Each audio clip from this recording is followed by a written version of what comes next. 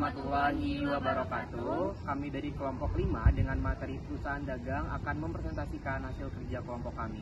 Namun sebelum itu izinkanlah kami untuk terlebih dahulu memperkenalkan anggota kelompok kami. Perkenalkan, nama saya Raditya Bagus Pratama dengan NIM 2209113926 dan di sebelah kanan saya Wanita Amelia Morsinanda dengan NIM 2209111930. dan di sebelah kiri saya Ilma Ramadona dengan NIM 2209113925. Nama saya Nabila Hibarabi dengan NIM 2209111947. Baik, langsung saja kami mulai presentasi dari kelompok kami. Berikut adalah topik-topik yang akan kami bahas. Perusahaan dagang. Perusahaan dagang adalah sebuah jenis perusahaan yang fokus pada kegiatan jual beli barang atau produk yang dihasilkan oleh pihak lain. Jenis perusahaan ini membeli produk dari pihak produsen atau distributor dan menjualnya kembali ke konsumen dengan harga yang lebih tinggi untuk memperoleh keuntungan. Ada dua jenis perusahaan yang masuk dalam kategori ini, yaitu perusahaan dagang besar yang biasanya menjadi distributor dan perusahaan dagang kecil atau eceran yang menjual barang langsung ke konsumen akhir. Karakteristik perusahaan dagang. Yang pertama, memiliki aktivitas utama berupa membeli, menjual, menyimpan di gudang penyimpanan dan kembali menjual. Yang kedua, tidak melakukan proses produksi barang. Yang ketiga, perhitungan total keuntungan berpatokan dengan total hasil penjualan dikurangi biaya pembelian dan biaya operasional. Yang keempat, perusahaan tidak melakukan proses produksi terhadap barang-barang yang dijual. Yang kelima, barang yang dijual langsung dijual tanpa melalui proses pengolahan atau perubahan sedikit pun. Yang keenam, kegiatan akuntansi berlandaskan dengan akun persediaan barang. Jenis perusahaan dagang. Secara umum, perusahaan dagang terbagi ke dalam dua jenis. Yang pertama, ada perusahaan dagang sesuai jenis produk.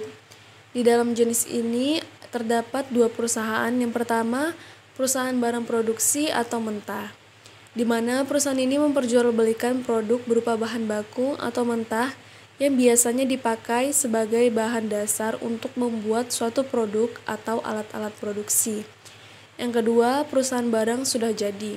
Berbeda dengan perusahaan barang mentah, barang atau produk yang diberdayakan oleh perusahaan jenis ini adalah barang jadi yang merupakan produk akhir sehingga bisa langsung dikonsumsi oleh pelanggan. Yang kedua dari jenis ini adalah perusahaan dagang sesuai dengan jenis konsumen. Yang pertama ada perusahaan dagang besar.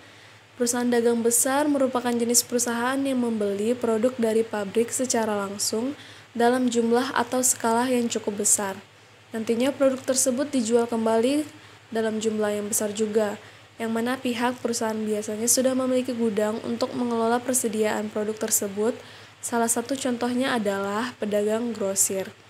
Yang kedua ada perusahaan dagang perantara. Jenis perusahaan ini merupakan perusahaan yang membeli produk dalam jumlah besar untuk kemudian dijual lagi dalam skala yang sedang ke penjual eceran, bukan dijual langsung ke konsumen, contohnya yaitu pedagang subgrosir. Yang ketiga ada perusahaan pengecer. Jenis perusahaan ketiga ada yaitu retail atau pengecer. Perusahaan ini merupakan perusahaan yang langsung menjual produk mereka ke konsumen dengan skala yang kecil, biasanya secara satuan atau eceran. Contoh dari perusahaan ini adalah toko kelontong, swalayan, kios, warung, dan sejenisnya. Syarat-syarat pembentukan perusahaan dagang. Yang pertama, adanya izin domisili usaha dari kantor kelurahan dan kecamatan tempat usaha. Yang kedua, perlu mengajukan penerbitan NPWP atas nama diri sendiri. Yang ketiga, mengajukan permohonan surat izin usaha perdagangan perseorangan kepada Dinas Koperasi, Usaha Mikro Kecil dan Menengah atau UMKM, serta perdagangan setempat. Namun, SIUP ini tidak diwajibkan bagi perusahaan dagang sesuai dengan pasal 4 ayat 1 Peraturan Menteri Perdagangan. Jadi, poin ini adalah sebuah opsi yang tidak wajib dilakukan. Yang keempat, jika suatu perusahaan dagang memiliki SIUP, wajib dilanjutkan dengan pendaftaran tanda daftar perusahaan atau TDP sesuai dengan Undang-Undang Nomor 3 Tahun 1982 tentang wajib daftar perusahaan.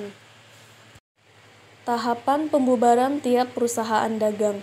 Yang pertama ada langkah-langkah sebelum pembubaran, yaitu berisikan mengkaji kembali kontrak dan kewajiban yang terkait dengan perusahaan dagang untuk memastikan semua hal tercatat dan dipenuhi sebelum proses pembubaran dimulai, lalu mengajukan dan mendapatkan persetujuan.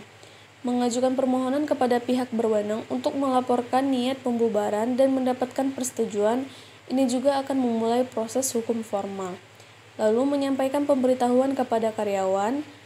Pemberitahuan resmi harus diberikan kepada semua karyawan dan pihak terkait mengenai niat pembubaran perusahaan dagang dan mengatur proses pemutusan hubungan kerja. Lalu, tahapan yang kedua ada pengikatan hukum dan persyaratan hukum. Pembubaran perusahaan dagang melibatkan proses dan persyaratan yang harus dipenuhi. Mengabaikan persyaratan ini dapat menimbulkan masalah dan konsistensi hukum yang serius. Lalu yang ketiga ada proses likuidasi dan pembagian aset. Selama proses pembubaran perusahaan dagang, aset perusahaan harus dilikuidasi dan dibagi sesuai aturan yang berlaku. Proses ini melibatkan penentuan nilai aset, pembayaran kreditur, dan pembagian sisa aset kepada pemegang saham. Lalu yang keempat ada pelaporan dan kewajiban pajak. Dalam proses pembubaran perusahaan dagang, ada kewajiban untuk melaporkan pada otoritas pajak dan memenuhi persyaratan-persyaratan pajak yang masih berlaku. Yang kelima ada pemutusan hubungan kerja dan tanggung jawab sosial korporat. Selama pembubaran perusahaan dagang, penting untuk memahami tanggung jawab sosial dan korporat, hak-hak karyawan yang terlibat dalam proses tersebut. Pembubaran perusahaan dagang adalah proses yang kompleks, dan dokumentasi yang tepat harus disiapkan selama proses ini. Baik, demikianlah hasil presentasi dari kelompok kami. Terlebih dan kurang kami mohon maaf. Wassalamualaikum warahmatullahi wabarakatuh.